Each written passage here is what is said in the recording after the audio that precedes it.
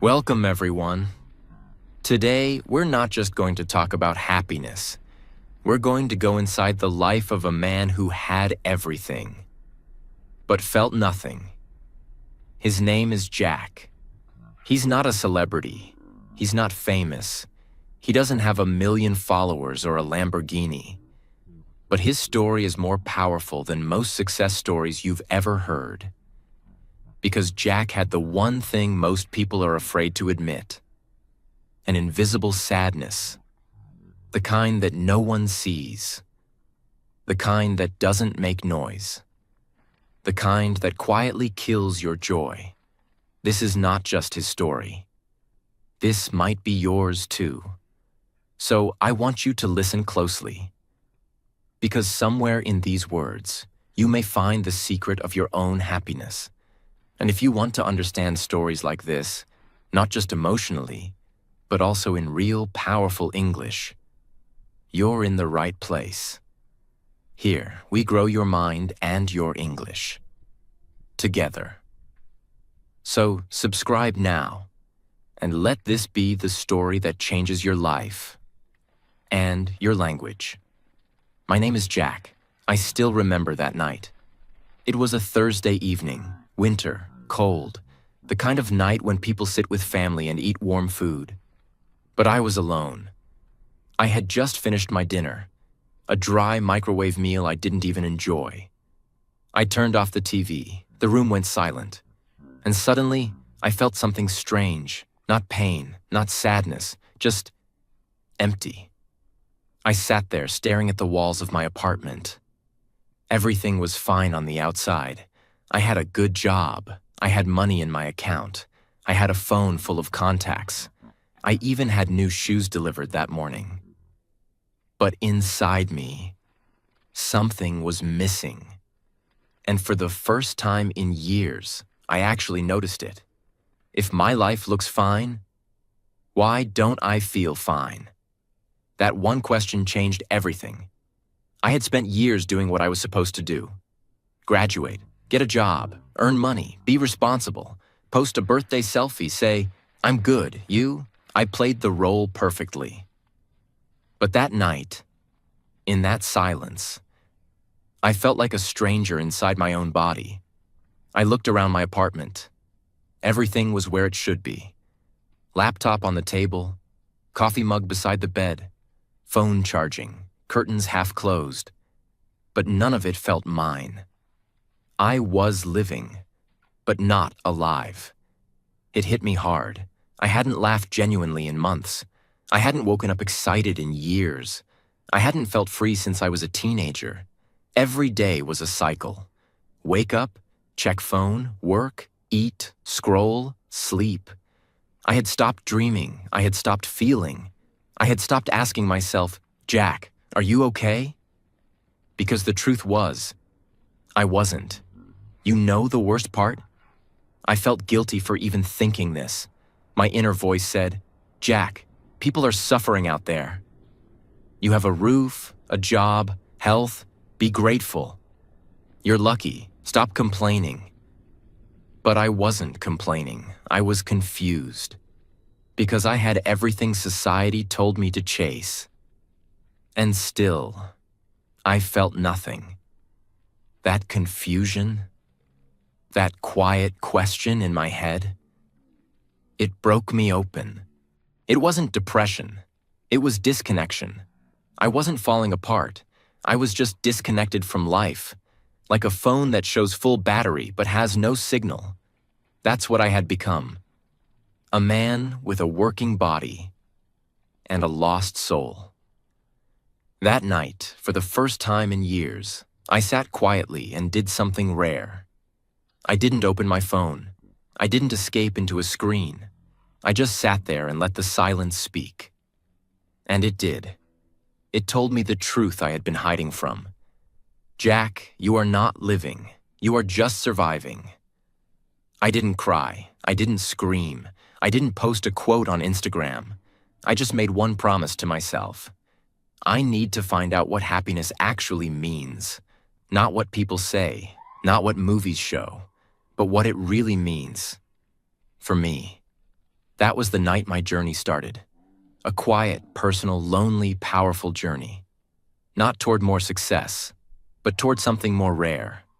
Peace, clarity, happiness. Real happiness. For a long time, I believed something without ever questioning it. I believed that happiness comes later. Later, when life becomes easier, when problems disappear, when I become successful enough. From the time we are children, life teaches us a rule. First struggle, then succeed, then be happy. So happiness becomes a reward, not a state. People don't say it directly, but they live like this. Finish your studies first, then enjoy. Work hard now, happiness will come later. Sacrifice your present for a better future. So we learn to postpone happiness. We learn to say, not now, later. And later becomes a habit. I didn't wake up thinking, I don't want to be happy today. No, I woke up thinking, once I fix this part of my life, I'll finally relax. So I kept fixing things. When I was a student, I said, after I graduate, I'll be happy. After I graduated, I said, after I get a job, I'll be happy. After I got the job. After promotion. After promotion, after more money. After more money. After everything feels stable. But stability never came, because the moment one problem ended, another one appeared. Life didn't pause and say, okay, Jack, now it's your turn to be happy. Life just kept moving. One day I realized something painful. I was always preparing for life, but I wasn't actually living it. My mind was always in the future, planning, fixing, improving, worrying, calculating. I was treating happiness like a destination on a map, but the map kept changing, and the destination kept moving. This lie is dangerous because it teaches you one thing. Your present moment is never enough. So even when life is okay, you feel unsatisfied. Even when nothing is wrong, you feel restless. Even when you achieve something, you feel empty again. Not because the achievement is useless, but because you never allowed yourself to feel fulfilled. You immediately move the finish line. Let me be very clear. This has nothing to do with phones, nothing to do with technology, nothing to do with modern life alone. People were unhappy long before phones existed. The real problem is deeper. The problem is how we measure life. We measure life like a checklist. Am I successful enough? Am I respected enough? Am I productive enough? Am I ahead of others? And as long as one box is unchecked, we tell ourselves, I don't deserve happiness yet. So happiness becomes conditional. And conditional happiness is fragile, because conditions are never perfect. No one was forcing me, no boss, no parent, no society standing in front of me. The pressure was inside my head. A quiet voice saying, you should be more. You should do better. You should be further ahead. That voice never rested. And slowly, I stopped resting too. One evening after work, I asked myself something honestly. What exactly am I waiting for? I had food, I had shelter, I had health, I had time. So why was I delaying happiness? That's when I saw the truth clearly. I was using the future as an excuse to avoid the present. I was saying, I'll live later, because living now felt uncertain, uncomfortable, and unplanned. The biggest lie is not that happiness comes from money or success. The biggest lie is this: you must earn the right to be happy. That belief turns life into a constant exam. You are always proving, always chasing, always fixing yourself, and you never arrive. Happiness is not a reward for perfection. It is not a bonus for achievement. It is not something life gives you when you behave well. Happiness is what happens when you stop postponing yourself. When you stop saying, "Not now," and start saying, "This moment matters too." Understanding this didn't solve my problems overnight. I still had responsibilities. I still had fears. I still had questions. But something changed inside me. I stopped treating happiness like a future prize. I started seeing it as a way of being. If you miss this truth, no habit, no routine, no mindset trick will help. Because as long as you believe, "I'll be happy after," you will always be chasing. And chasing never brings peace. That morning changed everything. Not because something big happened, but because for the first time in years, nothing happened. It was 6 a.m. I had woken up too early, by mistake. The sky outside was still dark blue. My apartment was completely silent. The city hadn't started yet. No alarms, no emails, no noise. Just me. The sound of the heater. And my breathing. For the first time in forever, I didn't reach for my phone. I didn't check what I missed. I didn't check who liked my post. I didn't rush. I just sat and looked out of the window. And something strange happened. No one texted me. No one praised me. I didn't get promoted. Nothing improved in my life. And yet, I felt something I hadn't felt in a long time. Peace. Not the kind of peace where you jump and dance. Not excitement. Not motivation. Just a soft, deep stillness in the chest. It was like my thoughts were finally sitting down, instead of running wild. And I whispered to myself, "Wait, is this what I've been missing all along?" That's when I understood something massive. Most of the pain I was carrying wasn't from people, wasn't from my job, wasn't from my failures. It was from how I thought about all of it. I was replaying old conversations in my head. I was imagining things that hadn't happened. I was constantly judging myself. I was worrying about what others think of me. I wasn't tired of life. I was tired of my own thoughts. My mind had become my enemy, and I didn't even notice it. Have you ever been lying on your bed, but your brain is running a marathon? That was my life. Even in moments of rest, I couldn't actually rest because my brain kept whispering, "You should be more. You're behind. You're nothing compared to him. You're not good enough." Every single day, these thoughts repeated like background music, and I had gotten used to it. That morning, in silence, I heard nothing, and it felt like freedom. Here's what I learned in that one quiet hour. When the mind stops running, happiness doesn't need to be created. It comes back automatically. Because deep down, you were never broken. You were just buried under layers. Layers of overthinking. Layers of fear. Layers of guilt. Layers of trying to please others. Layers of trying to prove yourself. And the only way to remove those layers is to stop running.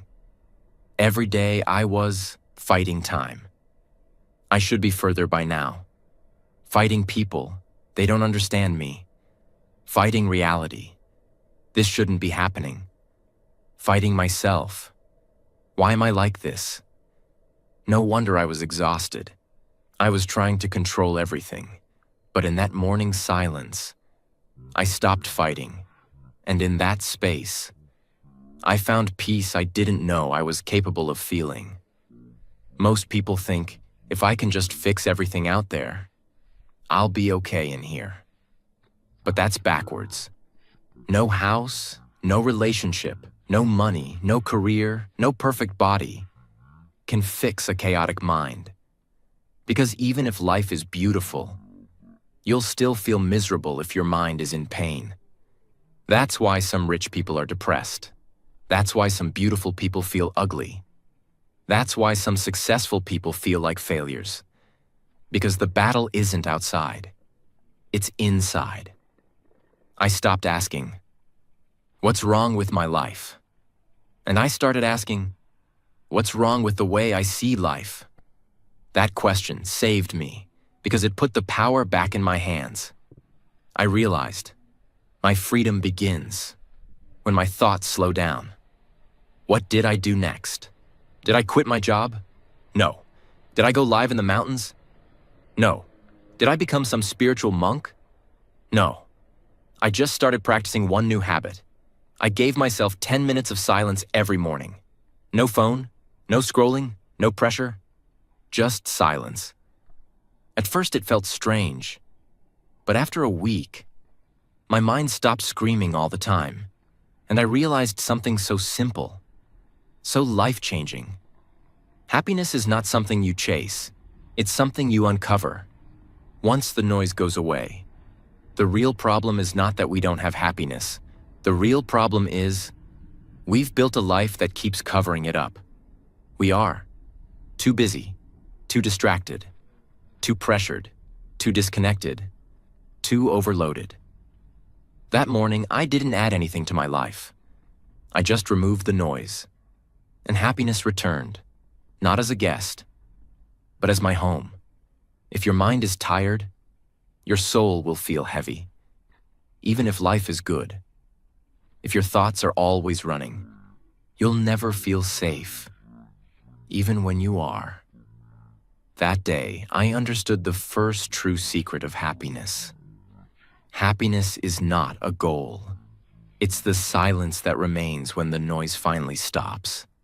And once I saw that truth, I couldn't live the same way anymore. After that silent morning, when I finally felt peace for the first time in years, I began asking a much deeper question. If this peace was always there, why did I keep losing it every single day? Why did my happiness disappear so quickly? Why did I feel empty again the moment the world turned back on? I found the answer. And it wasn't just painful, it was terrifying. Sounds crazy, right? Everyone says they want to be happy. But deep down, most people are not ready for real happiness. Why? Because real happiness feels foreign in a world addicted to pain. We are taught how to achieve. We are taught how to hustle. We are taught how to survive. But no one teaches us how to be at peace with ourselves. So when peace comes, it feels uncomfortable. We sabotage it. We ruin it. We go back to what we know. Stress, chasing, drama, pressure. I didn't smoke. I didn't drink. I didn't gamble. But I had other addictions. Addiction to overthinking. Addiction to guilt. Addiction to comparing. Addiction to fixing everything. Addiction to controlling the future. Addiction to anxiety. Yes, anxiety. Because anxiety gave me something to focus on. It made me feel like I was working on my life. But all I was doing was destroying my peace in advance. I grew up in a mindset that said, if you're not struggling, you're not doing it right. So when life felt calm, I felt like I was being lazy. Like I was falling behind. Like I wasn't pushing hard enough. Happiness started to feel like failure. That's how twisted things had become in my mind. This is the most honest thing I've ever said. When my life got quiet, I didn't feel peace at first. I felt fear, because stillness makes you hear your own voice, and most people are terrified of what they'll hear inside. We keep ourselves busy, not because life demands it, but because silence feels like a mirror. And some of us haven't looked in that mirror for years. I looked around one day and realized I had built a world that protected my pain, not healed it. I stayed in environments that kept me distracted. I kept people around who never asked me real questions. I avoided rest because rest meant reflection. I avoided slowing down because slowing down meant facing the truth. I didn't know who I was without my stress. I didn't know how to live without worrying. I didn't know how to be happy without earning it. It's not phones. It's not social media. It's not news. It's not even money. Those are just tools. The real reason most people are unhappy is this. They have trained their mind to believe that they are only safe when they are uncomfortable. Comfort feels dangerous. Peace feels suspicious. Joy feels like a trap. So even when life is calm, they find something to worry about. I did it every single day without realizing it. Let me give you an example. One day, work ended early. I had no responsibilities. The sky was beautiful. I was healthy. But guess what I did? I started thinking, I should be doing something productive. This peace won't last, so don't enjoy it too much. Why do I even deserve to feel good right now? And just like that, I took the gift of a beautiful day and poisoned it with my thoughts. Here's something wild I learned from a therapist I spoke to later. The human brain is wired to return to what feels familiar, not what feels good. So if stress is familiar, you'll return to it. If overthinking is familiar, you'll return to it. If self-doubt is familiar, you'll return to it. It's not your fault, but it is your responsibility. Because no one can heal your mind for you. I wasn't trying to ruin my life. I was just trying to be responsible. I was just trying to stay ahead. I was just trying to prepare for the worst. But the worst had already happened. I had lost my ability to enjoy being alive. And no external success could fix that. Not because success is wrong, but because I never allowed myself to feel good along the way. I made a decision. Not a big one. A small one. From now on, when peace comes, I will not reject it. I will allow myself to feel it, even if it only lasts a moment, even if my brain says I don't deserve it. That small decision saved me from drowning in my own mind. Happiness doesn't feel hard because it's impossible. It feels hard because you've been told it must be earned. You've been told it's childish to chase it. You've been told you should be strong, not soft. You've been told peace makes you weak. Peace is the highest form of strength, because only the strong can stay calm in a loud world. If you truly want happiness, you must rewire how your mind sees peace. You must stop rejecting it. Stop overthinking it. Stop judging it. You must sit in it. Welcome it. Let it stay. And most importantly, you must stop building a life that only works in survival mode. Because you deserve more than survival. You deserve to live. There's a moment in every person's life where the truth hits them so hard, it's like lightning inside the heart. It's not loud. It doesn't break anything outside. But inside, it burns down everything that was false. That moment came for me on an ordinary Tuesday evening. No big tragedy, no emotional speech. No one left me.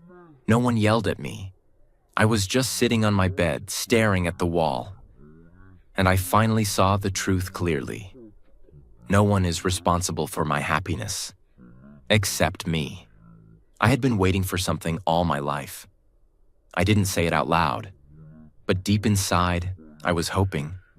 Maybe when I fall in love, I'll finally feel whole.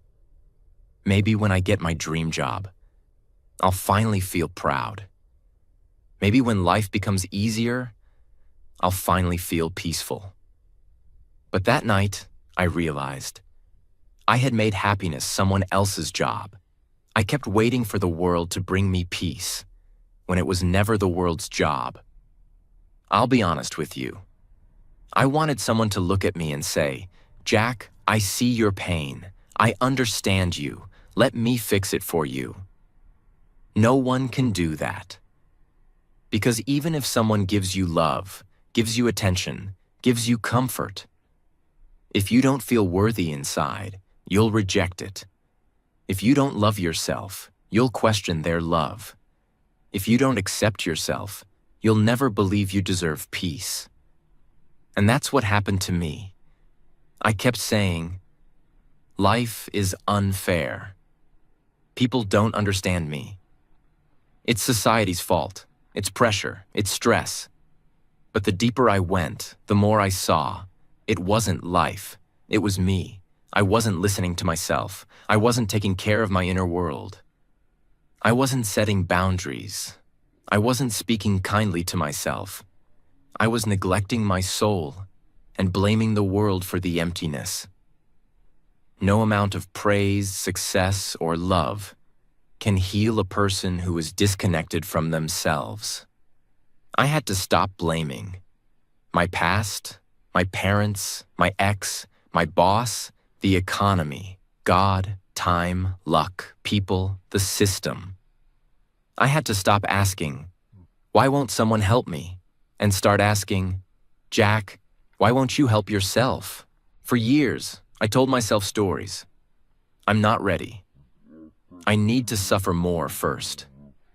I don't deserve peace yet. Maybe next year things will change. I didn't realize I was the one keeping the door closed. I was the one postponing my own healing. That realization broke me. It felt like grief, because I had to mourn the version of myself that kept waiting. But once I let that version go, something opened inside me. That night, I said something to myself that changed everything. I am no longer waiting. I am no longer blaming. I am no longer outsourcing my joy. From now on, I take responsibility for my peace. And I meant it. Not in a motivational way, not like a quote. I meant it deep in my bones, because I was tired. Tired of pretending, tired of blaming, tired of giving away the power to feel alive. Taking responsibility doesn't mean life gets easier. It means you stop running from your truth. You stop waiting for others to understand. You stop negotiating your worth. You stop trying to be someone you're not. It's painful at first, because now you can't play the victim anymore. But it's also powerful, because you finally get your freedom back. Most people misunderstand this. Taking responsibility does not mean blaming yourself, forcing yourself to be positive, ignoring your pain, saying I'm fine when you're not. It means this: my happiness is my project, my peace is my home, and no one else can live there but me. It means becoming the guardian of your own mind. Instead of, why don't I feel happy? I asked, what am I still blaming the world for? That I should start healing in myself? This is where real change begins. Because healing doesn't happen when you change others. It happens when you finally change your relationship with yourself. The moment I stopped blaming, I felt lighter. I slept better. I didn't panic when things went wrong. I stopped overreacting. I smiled more. Not to look happy, but because I was. Because now I didn't have to wait for life to behave. I just had to take care of my own space, my own emotions, my own energy. And that responsibility felt like peace, not pressure. If you're still waiting for someone to come save you, they're not coming. But don't feel sad about that. Because once you stop waiting, you realize the only person who's truly capable of saving you has been with you all along. It's you. And you are more powerful than you've ever been told. I had searched for happiness my entire life. I thought it would feel like fireworks, dancing, smiling all day, jumping with joy, big moments and big rewards. But I was wrong, because after all the struggle, all the thinking, all the pain, and all the silence, I discovered the real secret, and it didn't explode. It whispered. It didn't shout. It didn't announce itself. It didn't arrive with music playing in the background. It just showed up one day like an old friend. When I stopped running. When I stopped pretending. When I stopped trying to be someone I'm not. Happiness didn't appear after I fixed everything. It appeared when I stopped trying to fix myself like I was broken. It appeared when I finally said, "This is who I am. This is where I am, and that's enough. For now."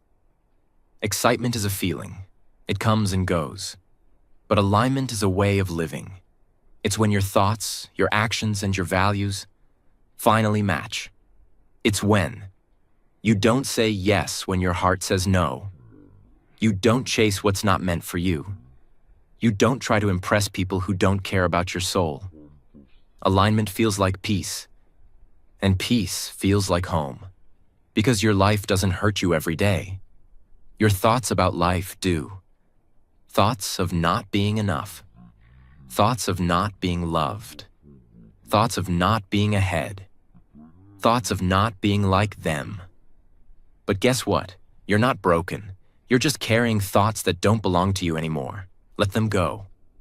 For years, I lived like this. Smile in public, struggle in private, achieve more, feel less, work hard, sleep numb. I was alive on the outside, but disconnected on the inside, because I was wearing a mask every day.